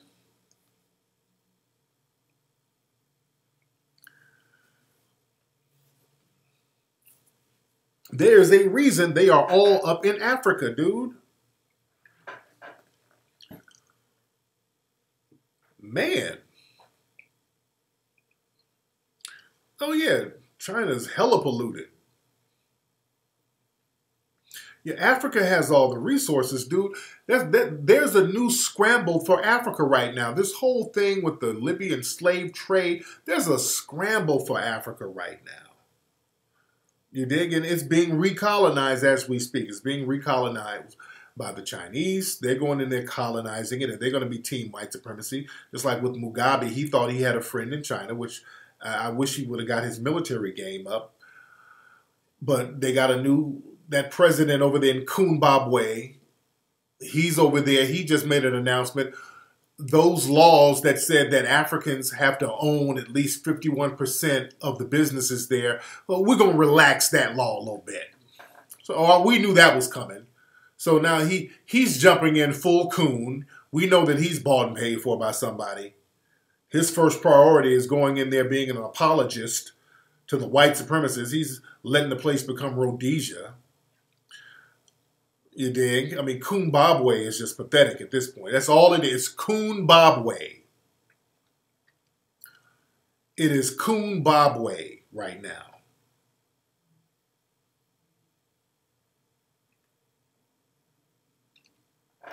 It's Rhodesia 2.0.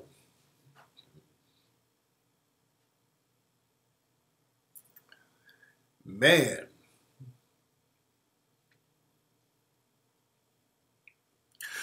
Where my LA at? My LA people, man. I got to get a barber out here who can do house calls, man. Every time I ask people on Instagram where the barbers are, some people who live way out in the cut. It's people who live in like Gardena, Long Beach, Altadena. Somebody who lives close. Where my LA people? I need a barber. I got to get a barber to do house calls because sometimes I'm too busy to be going to the shop. I'm running around. I need a motherfucker I can call up, come on through. Where my LA barbers who can do house calls? Because my main barber today, who usually I get my haircut on Sunday, one of my guys, he broke his damn arm. So he's going to be out the game for like a month. I think he was in a car accident. He's like, I broke my arm. Fuck. Shit. There's always something with my barbers out here, man. I just need I need a couple of people who can do house calls out here in the valley. Man.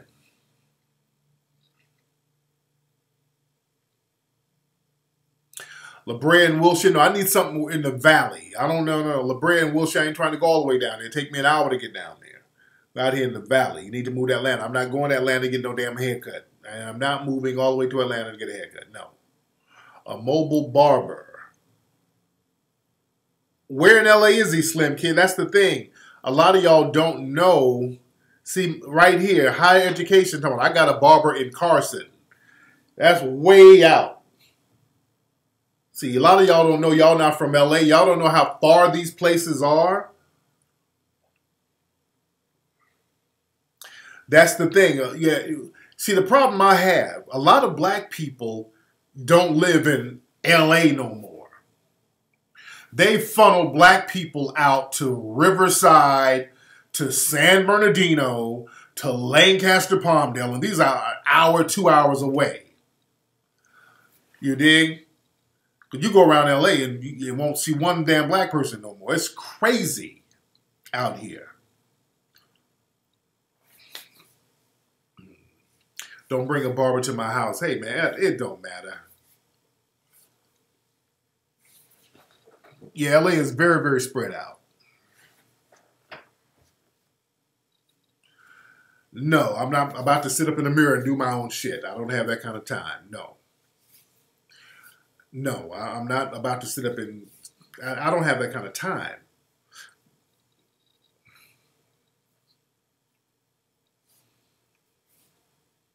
St. Julian and Compton, too far. Yeah, man. You go down into L.A., I'm like, damn, where the fuck are the black people? That shit is crazy. No. Dudes are still talking Crenshaw, Compton, Leimert Park. That's not where I live. I don't live in that area. The mobile barber. Let me see who this is. If they live somewhere out in the cut, it's just pointless to give the information. He come to you. Mobile barber. Okay. I'm looking the dude up right now. Okay. I'm looking him up. Okay. There's a lot of people on here I know. Okay. Let's see. Do I know this guy? Let me see what part of town he's in. I see Mike Epps. Okay, I'm gonna check this brother out. I'm gonna check this brother out. See what part of town he's in. All right, I'm gonna check this brother out and see if he's out here in this area. Mobile Cuts Biz. Okay, I'm gonna check this brother out and see what's going on with him. All right. Man. He's in the, what's up, where, Miss Batty? Hold on. You said let Peanut cut my hair? Shit. Man. Yeah, I'm a ways from South Central and Compton. Yeah, I'm in the Valley.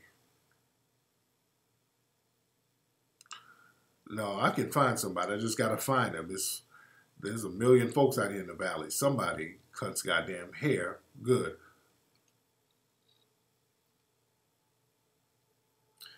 Yeah, I'm at the holler at dude. Let me see. Luxury mobile barber.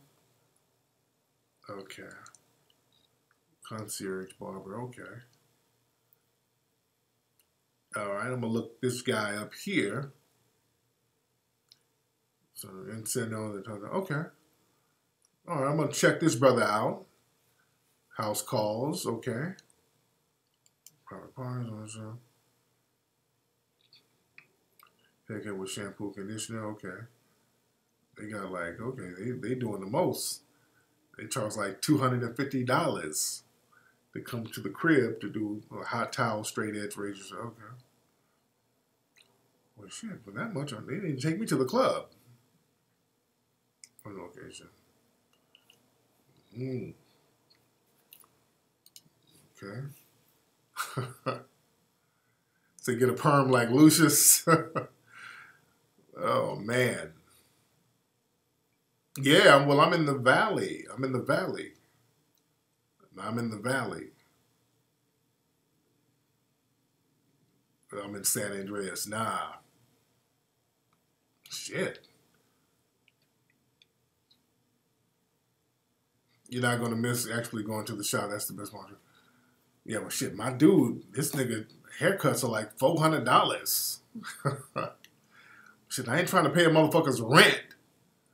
All right, that's, you know. Yeah, that's a little bit. Shit. That's a lot. That's what damn cut.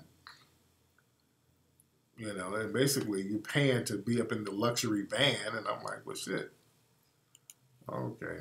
I don't know about that. This brother, I'm looking at this brother's haircuts. It's like a haircut with shampoo, conditioner.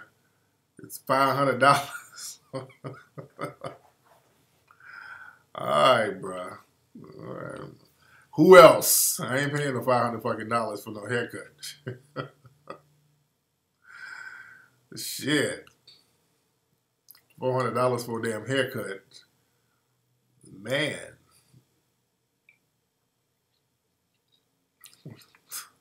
Just go learn to cut. No, I ain't about to cut my own shit. I ain't about to do that. I don't want to do that. I'm like, I need a painter. Learn how to paint your own house. No. No, nigga. I ain't doing all that. I ain't about to learn. I ain't got that kind of time. Son of David, the son of Abraham, And Abraham begat Isaac, and Isaac begat Jacob, and Jacob begat Judas and his brethren. All right, I had to put a prayer on for you, nigga. I had to play a scripture for you.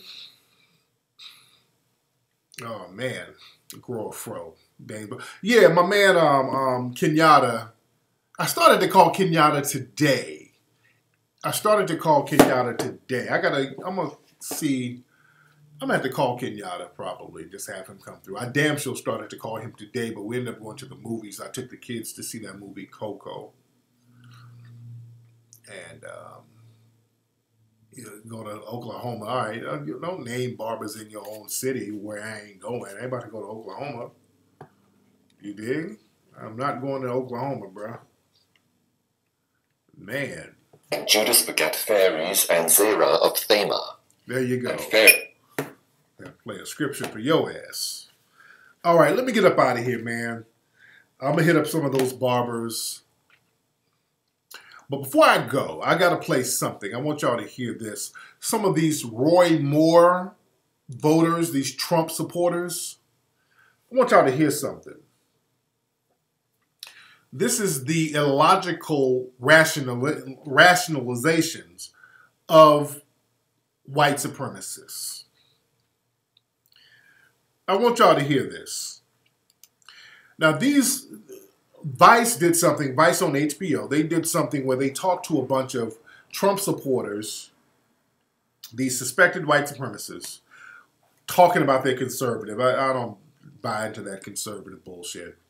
That's the problem. You got a lot of white supremacists who try to hide behind conservatism. Shit, I'm conservative if we're going to go there, but I don't believe in it. I don't have the illogical bullshit mentality that these people have.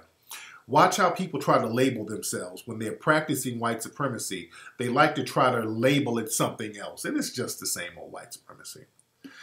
But they're so on code with Roy Moore. They're so on code with Roy Moore. And I want y'all to listen to this. I'm not going to play the video. I just want y'all to hear the audio. But these are them trying to rationalize molestation. Listen to this. Hold on. Have to come forward before you say, wait a minute, where there's smoke, there's fire. It doesn't matter about legitimacy, not just how many. Exactly. How many are actually not being paid or being coerced to do this? How many of them do you think are being paid? Okay, so they're talking about the women accusing Roy Moore of raping and molesting them. So you got a group of suspected white supremacist voters, Trump supporters. One lady has on a Trump shirt. And just their fucking logic. This is, you can't rationalize with a white supremacist. All of them. All of them? All of them. By show of hands, how many of you think all the women are being paid? Seriously. To me, there are only 2 women that maybe have a smoking gun, but, you know, their reputations were questionable at the time. Now, you hear what she's saying? Now, they're questioning the reputation of the women accusing Roy Moore. Now, when we question the reputation of those women who were accusing Cosby, which many of those women were drug addicts, liars, thieves, we kept being told, well, hey, all those women came forward, so somebody got to be telling the truth. Some truth must be some truth to it. So now, when it's Roy Moore, a white dude, now they're changing their tune now. Hold on. Is this how you want to be treated as a woman if something were to happen to you? Do you want to be dismissed that way? Never have proof. You know, it doesn't sound like it went beyond. There were still clothes on. It doesn't sound like it went beyond anything. And then as soon as the girl said she wasn't comfortable, he took her home. I guess my question is, did you hear what this woman said? This was a white woman saying, well, it didn't go beyond her with her clothes on. So this 14-year-old child getting fondled and molested by this grown-ass white supremacist man, well, it was just through the clothes. It wasn't penetration. It was just through the clothes. This is how important maintaining white supremacy is.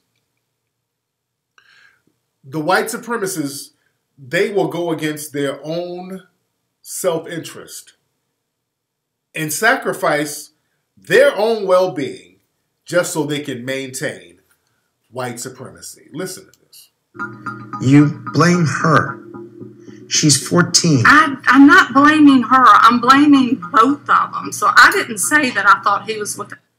You blame it. She's blaming a 14-year-old for being molested. Okay? She's blaming a 14-year-old child for being molested. You see what I'm saying? These are grown-ass white supremacists right here. Blaming a 14-year-old for being molested. Son, it's possible he did it, but it's possible that he could be forgiven for... I don't think he raped her. Well, it's possible he did it because this white woman knows that there's something to it, but he can be forgiven, right?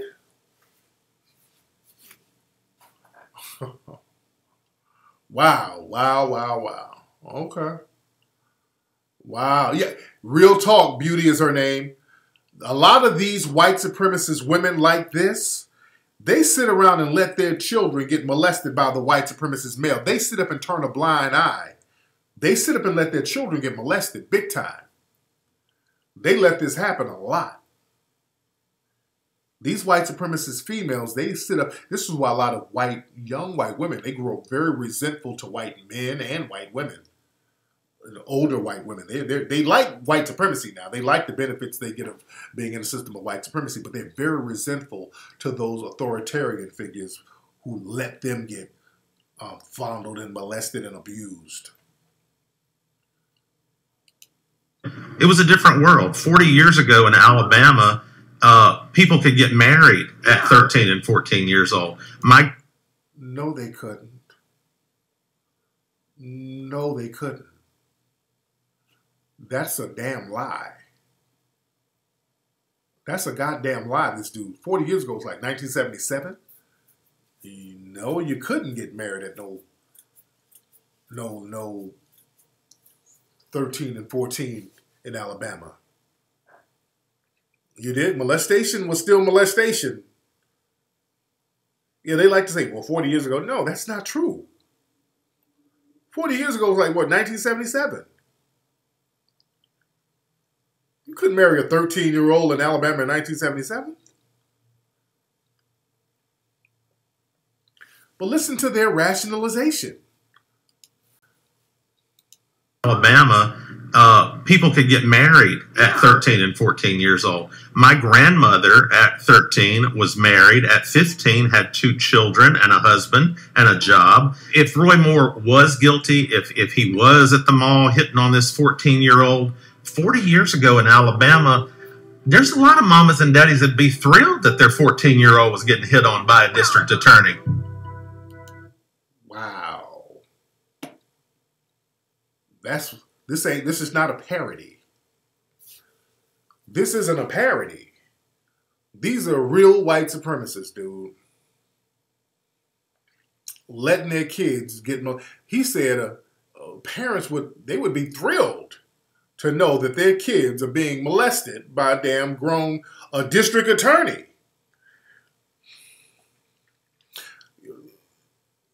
Black people, you just don't know how sick these people are. Let me tell you something. I grew up in Alabama as a small child. I grew up in Alabama. I lived in Alabama in the 80s. As a small child, I lived in Alabama. I grew up in Alabama, Birmingham, and I lived in Leeds for a little while. I grew up around people just like this. I grew up around people just like these, right here. These were my teachers, my schoolmates. I grew up around people just like that. I knew then something was wrong with these fucking people. I knew then, as a child, around people like that, something is wrong with these people. That's why I'm conscious as fuck today. I started then. Like, hold on. Something ain't right with these fucking folks right here. This logic that they have, this is not new. These white supremacists down there, they think like that. This is normal for them. I grew up around these fuckers down there, dude. I knew something was wrong with those folks as a child. Unfortunately, these are your teachers. These are your doctors. These are people in authoritative positions over us. And I knew, wait, hold on. These people are degenerate. I don't know what degenerate, before I knew what the word degenerate was, I know they're that. So let me question everything they say to me and let me be on alert every time they come around me. When they come around me with the mentality they have, let me make sure I'm good. Let me not go anywhere with them by myself. Let me not trust them. So I knew better. You dig? Those are your cops and your judges. And when they start talking about race, hold on, let me play that part. When they start talking about race, hold on. Just the illogical bullshit, hold on. So I got a question for you. We recruited, there were about 60 people who wanted to be in this group. And you guys ended up in it. Not a single African American is in this group. Why? Welcome to Alabama. Democrats. That's the best you can come up with. I was here during the Civil Rights era. We didn't have racial problems after the 80s. What? What? She said you didn't have racial problems after the 80s. In Alabama? Are you insane? You did. You had racial issues. They never went away. They were still funneling black folks in jail, gentrifying neighborhoods, miseducating black children. They tried to miseducate me. They were throwing black children in special education in the 80s in Alabama left and right. They tried to throw me in there. I'm telling you for a fact this woman is full of shit.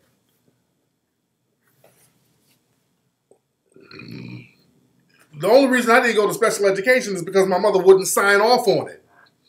Your parents had to sign off on it. My mother said, oh, you ain't about to put him in no special ed, and thank goodness she didn't.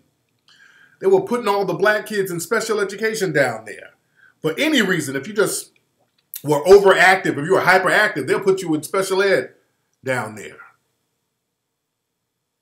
That shit is still segregated. There are no racial issues. This shit is segregated and it's still segregated down there. The fuck is you talking about? That place is more segregated than ever in Alabama. And all over, by the way. I'm not just, because Alabama, people give Alabama, make it seem like all the racism is there, but hell, all over. But really there. Hold on. We went through it. When Obama was elected and he started his divisional rhetoric, race relations in Alabama went the rest of the way of the country. And they're nodding their head. So they're blaming Obama for systematic white supremacy. It was Obama's fault. Just some old illogical, I'm white and I say so, stupid ass shit that don't make no lick of sense nowhere. There's the white people in suits. These are your police officers, your lawyers, your teachers, just making up bullshit. Well, racism, what racism? There wasn't no racism until Obama made racism back in the forefront. And what the hell did Obama say? Relations in the state of Alabama is really not that bad. But what does it say? Say race relations in Alabama is not that bad. Well, to them, as long as the black people are far underneath them, what's so bad about it? Listen, I lived in Birmingham, Alabama. They have a plantation in the middle of a black neighborhood. They got the Arlington plantation, a slave plantation, on Cotton Avenue, right in the middle of the hood out there. Black folks, poor, gentrified, ain't got two nickels to rub together. But race relations are fine. Our niggas are poor and destitute, and we got a couple of them, doing all right, but race relations are fine. They live over there in their little nigger neighborhood that we police 24 hours a day, and race relations are good. Race relations are fine, meaning our Negroes don't complain about the mistreatment that we give them. That's what they're saying. Our Negroes don't complain about the mistreatment that we have systematically against them. That's their definition of race relations are fine. You understand? Hold on. It always comes down to race. Why can't we just be Americans, Alabamians? Because 97% of the African American community is going to vote for Doug Jones. Does that not concern you? It does. Yes, it does. Yes, that concerns me greatly. It tells me that Roy Moore didn't do a very good job of getting out and campaigning. So why aren't they voting Republican? Because they listen to people, you know, that are that have influence over them. If they've been so okay, there's only so much of that bullshit I can take, but just the illogical. Their thing, as long as black people are poor, gentrified, funneled into less than stellar housing, funneled into underfunded schools, well, race relations are good.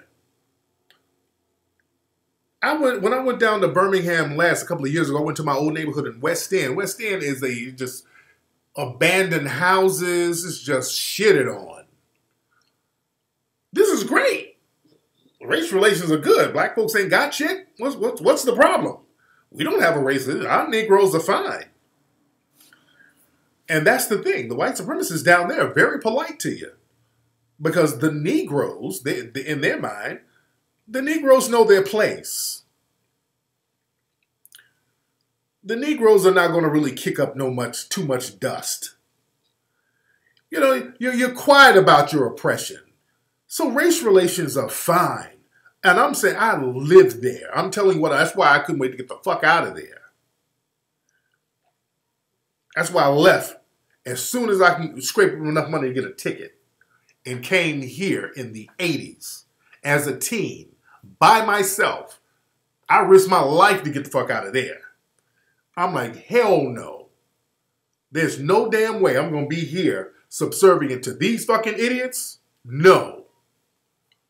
LA was a whole different thing. You have another form of white supremacy here, but at least we had brothers at least trying to fight against it a little bit. Out there, it's like, you know, let's not disrupt white daddy. Man, I couldn't wait to get out of there. I'm like, I'm cool, because that's the mentality down there. You got to just suffer in silence. You take your oppression in silence. You take your deprivation of resources and wealth. Take it with silence and don't kick up no dust. That's just the way it's supposed to be.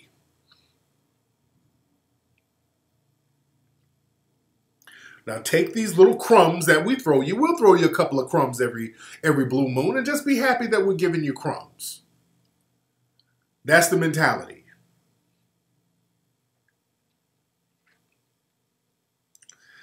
So, you know, Doug Jones, he's running against Roy Moore, and Doug Jones, he prosecuted a couple of Klan members who blew up those babies at that church down there. He prosecuted them. So, you know, this vote, you know, has a lot of racial overtones. There's a lot of racial overtones there. You dig?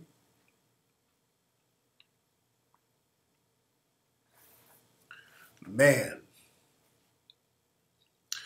But just to hear them talking to justify child molestation, that's some real sick shit, man. That's why you can't really rationalize with the white supremacists. The only thing you can do is try to discredit them. You can use their own words against them. You dig? Yeah, exactly. That's why they don't want him to win, because he went directly against open white supremacists. That's why the white supremacists down there they'll take a child molester over somebody who will attack an open white supremacist. These people want to maintain white supremacy. You dig? Anyway, y'all, let me get up out of here. But anyway, man, if y'all know some more barbers, some more mobile barbers, y'all email me, man. Email at Tariq, info@TariqElite.com. That's my email. info@TariqElite.com, ladies and gentlemen.